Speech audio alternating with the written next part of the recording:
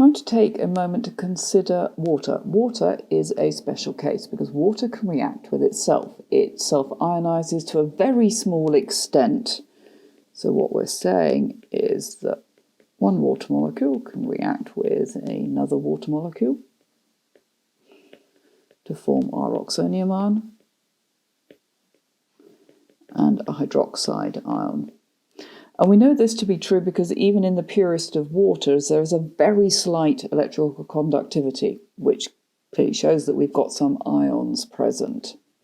Often this is simplified, so we can say that water self-ionizes to form hydrogen ions and hydroxide ions. Now this is an equilibrium reaction, and like all equilibrium reactions, we are able to determine an equilibrium constant, and that constant will tell us whereabouts the position of equilibrium lies, whether it lies to the left or the right. Now common sense would indicate that it lies very strongly to the left. Very, very few water molecules react with each other to self-ionize. So if I'm going to write this as an expression for the equilibrium here, we've got Kc, my equilibrium constant, and it is products over reactants. So H plus aqueous, OH minus aqueous over H2O. And if you will remember that square brackets means concentration of. So we are working in moles per decimeter cubed here in terms of concentration.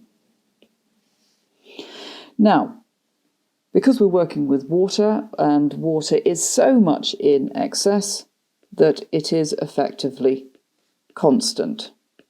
So let's rearrange this expression to remove water from the right-hand side. So Kc times water concentration equals the hydrogen ion concentration multiplied by the hydroxide ion concentration. I'm just going to squeeze my AQ in there.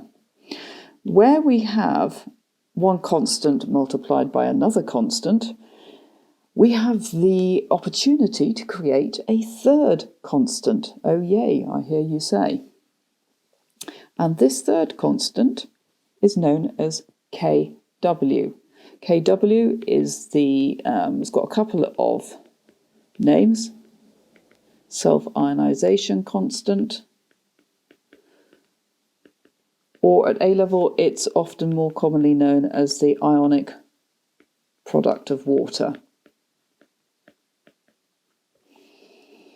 So Kw, and this is an expression we are going to be using quite a lot later on. So it's important you know where it comes from, equals the hydrogen ion concentration times the hydroxide ion. And at 298 K, i 25 degrees C, room temperature, Kw equals 1.00 times 10 to the minus 14 mole squared dm to the minus 6. Let's just take a little aside here. Units, I've got two concentrations multiplied by each other. Each units was moles per decimeter cubed, so that becomes mol 2 dm to the minus 6. This constant, this value here rather, 1 times 10 to the minus 14, that's a really, really, really, really small number. And that tells me that the position of equilibrium lies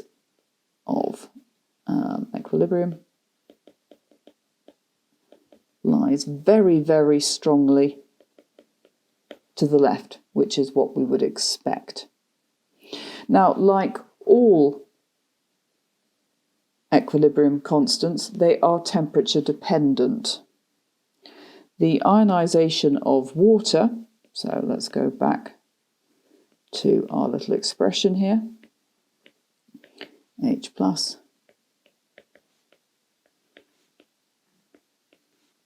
is endothermic.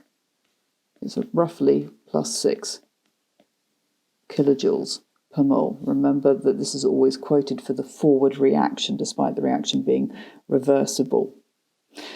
So at higher temperatures, we are going to shift the position of equilibrium to the right. We're going to have more ions in solution. Our water will still be neutral because the number of hydrogen ions equals the number of hydroxide ions, but at higher temperatures we are going to have more ionization, more ions in our water than at cooler temperatures.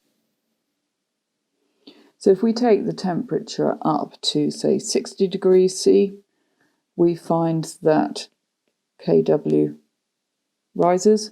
It's now around about 9.5 times 10 to the minus 14 mole squared dm to the minus 6. So that means that I have got more ions in solution.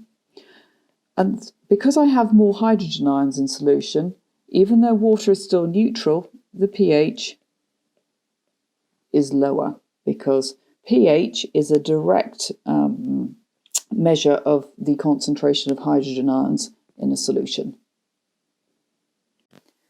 If this has been useful, hit the subscribe button, the effortless way to support your studies.